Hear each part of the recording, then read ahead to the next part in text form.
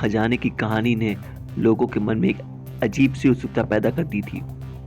कुछ लोग इसे एक महज अफवाह मानते थे, लेकिन कुछ लोग को यकीन था कि खजाना अभी भी वही कहीं छुपा हुआ है। लेकिन कोई भी इतना साहस नहीं कर पाया कि खंडहर के अंदर जाकर खोजबीन करें। कुछ दिन बाद एक और अजीब घटना घटी। गांव के बुजुर्ग पंडित हरिदास की अचानक मृत्यु हो गई। उनकी मौत स्वाभाविक लग रही थी, लेकिन उनके घर की छानबीन के दौरान एक पुराना पत्र मिला, जिसमें उन्होंने विक्रम के लिए कुछ बातें लिखी थी। पत्र में लिखा था कि खंडहर सिर्फ एक दिखावा है, असली खजाना कहीं और छुपा हुआ है। पंडित हरिदास ने इस पत्र में विक्रम से निवेदन किया कि वह एक बार फिर गांव लौटे और इस रहस्य को पूरी तरह सुलझाए। विक्रम को जब यह पत्र मिला तो उसे लगा कि शायद मामला पूरी तरह से सुलझा नहीं है। उसने भैरवपुर लौटने का निर्णय लिया। गांव वापस आते ही विक्रम ने पंडित हरिदास के घर की छानबीन की और पाया कि पत्र के अलावा कुछ और सुराग भी थे, जो उन्होंने अपने पुराने संदूक में छुपाए हुए थे।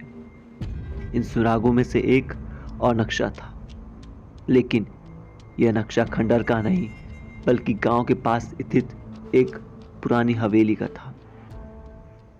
हवेली कई सालों से वीरान पड़ी थी और गांव के लोग कहते थे कि वह हवेली भूतिया है। कोई भी उस हवेली के पास जाने की हिम्मत नहीं करता था। विक्रम ने अपने साहस के बल पर उस हवेली की ओर रुख किया। हवेली जर्जर हालत में थी। दीवारों पर जाले लगे हुए थे और हर कदम पर सन्नाटा पसरा हुआ था। हवेली में घुसते ही विक्रम ने अपने चारों ओर मुआयना किया और धीरे धीरे उन सुरागों के आधार पर हवेली के अंदर छिपे गुप्त रास्तों को ढूंढ निकाला। वह रास्ता हवेली के तहखाने की ओर जाता था। तहखाने में प्रवेश करते ही विक्रम को वहां अजीब सी चित्रकारी और संकेत मिले। उसने इन संकेतों को समझने की कोशिश की और महसूस किया कि यह कोई सामान्य तहखाना नहीं था। यहाँ कई साल से कुछ न कुछ हो रहा था। शायद यह हवेली कभी किसी गुप्त समाज का केंद्र रही हो। तहखाने के सबसे गहरे हिस्से में उसने एक लोहे का बड़ा संदूक मिला।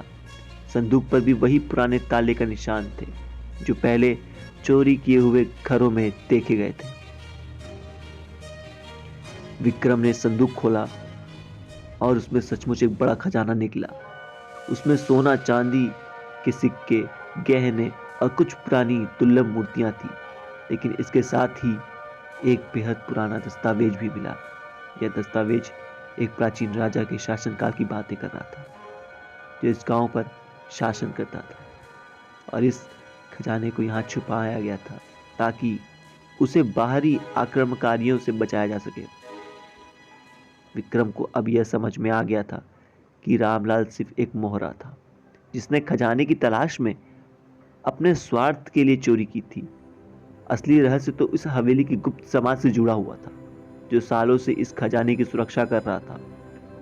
विक्रम ने गांव के प्रमुख को यह खजाना सौंप दिया, लेकिन उसने यह सलाह दी कि इसे सार्वजनिक ना किया जाए, क्योंकि इससे गांव में अशांति फैल सकती थी। गांव के लोग अब विक्रम के और भी बड़े प्रशंसक बन गए थे। इस घटना के बाद हवेली को एक ऐतिहासिक धरोहर के रूप में संरक्षित कर दिया गया।